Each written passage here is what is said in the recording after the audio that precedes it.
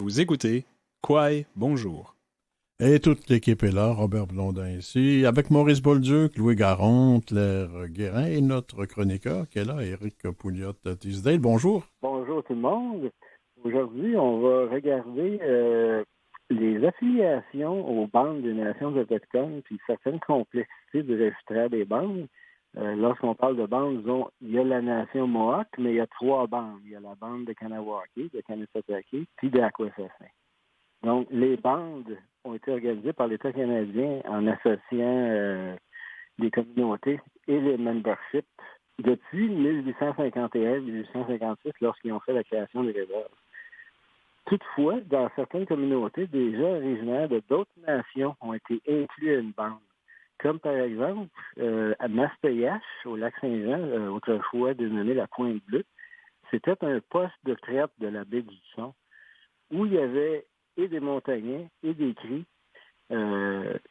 qui faisaient souvent affaire avec la compagnie de la baie du Son pour vendre des fourrures.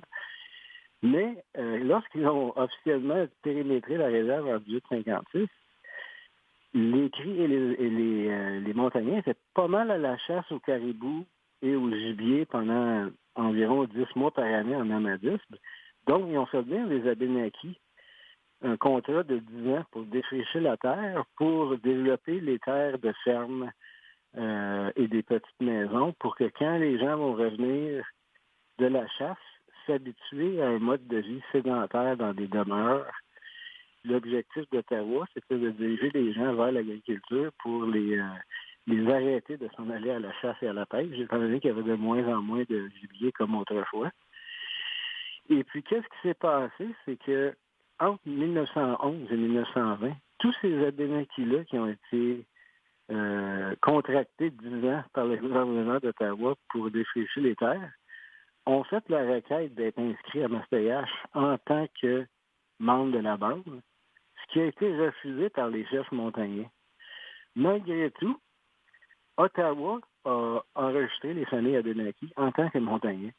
Et puis, c'est arrivé dans d'autres bandes aussi. La majorité des registres paroissiaux là, de 1640 à 1940, comme les recensements disponibles jusqu'en 1920 publiquement, rendait tous les qualificatifs attribuables aux nations, c'est-à-dire on voyait montagnais, cris, Abénakis. Tout le monde avait sa nation d'indiquer sur le recensement, même s'ils étaient tous à Mastayache. Soudainement, entre 1911 et 1921, tout le monde est recensé comme montagnais. C'est Ottawa qui a décidé ça. Et ça serait probablement plus simple administrativement d'inclure tout le monde comme montagnais. Et puis, qu'est-ce qui est intéressant, c'est que la plupart des familles qui sont uniquement montagnaises dans leur généalogie reconnaissent pas particulièrement les Abénakis. Beaucoup de ces Abénakis-là qui ont été enregistrés comme Abénakis par Ottawa, après plusieurs générations, puis les écoles résidentielles, ça l'a fait perdre beaucoup de la culture et de l'histoire aux gens. Donc, il y a beaucoup de gens qui ont uniquement les ancêtres Abénakis à Mastayache et qui sont enregistrés comme des montagnais et qui ne savaient même pas. Pour vous dire comment Ottawa a pu semer la confusion beaucoup dans le registraire des membres et tout ça, dans l'identité des gens. Donc, est-ce que c'était pour simplifier l'administration de la réserve en standardisant, en uniformisant volontairement les origines des gens? Ça reste un peu un mystère, mais ça ne présente pas beaucoup de bonne foi de la part d'Ottawa au registraire des bandes. Donc, on sait que, par exemple, à Mastayache, il y a 3-4 familles là, assez importantes qui sont là-bas, qui sont uniquement d'origine Abénaki, mais enregistrées comme montagnais. Qu'est-ce qui est intéressant? Il y a Jerry Paul, il y a environ 8 ans, qui est allé chasser près des territoires de ses ancêtres Abénakis, près de Danac, Sorel et tout ça. Il a eu 8 000 $ d'amende pour chasse dite illégale parce qu'il n'était pas sur les territoires dits traditionnels des montagnais, mais son père est Abénaki. Donc, après ces 5 à 8 années de procédure, c'était le ministère des Terres et Forêts, ils ont abandonné les charges à son égard de 8 000 $ de chasse dite illégale parce que j'avais présenté un rapport qui exposait toute l'histoire des familles Abénaki de Mastayache qui ont été enregistrées comme montagnais finalement plus tard par Ottawa. Et puis, Les peines ont été abandonnées par l'État l'an dernier, au mois de juin. Alors, donc, c'était pas mal une victoire, malgré que c'était un abandon des procédures de la part de l'État.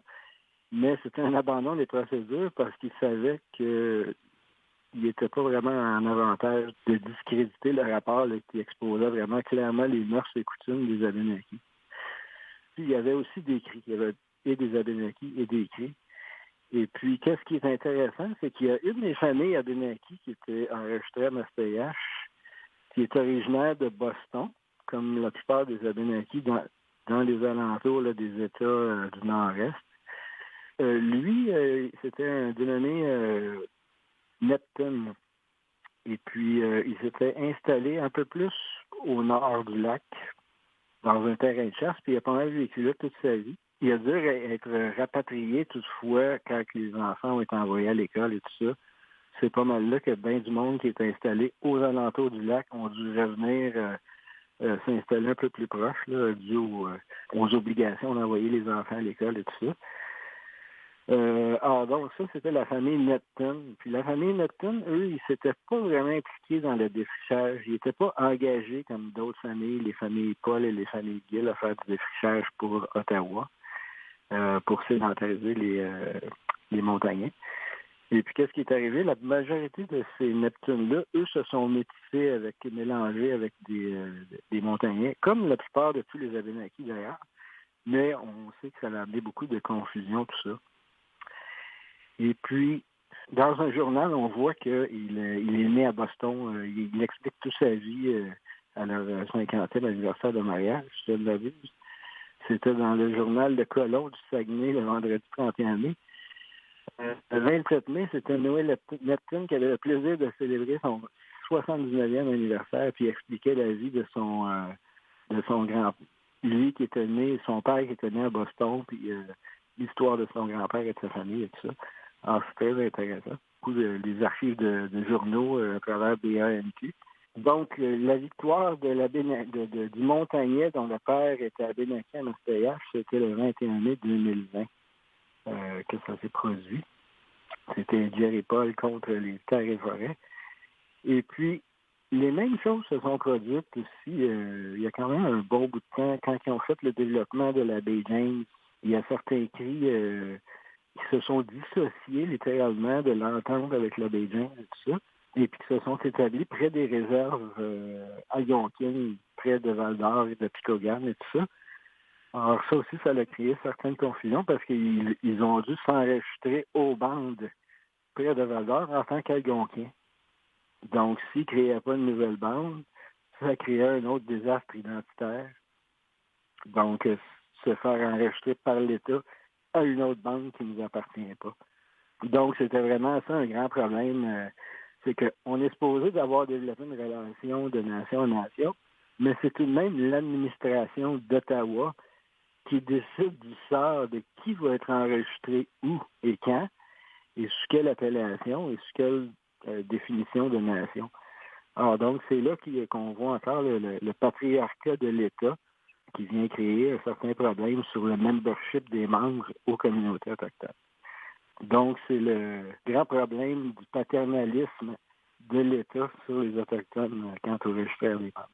C'était la chronique.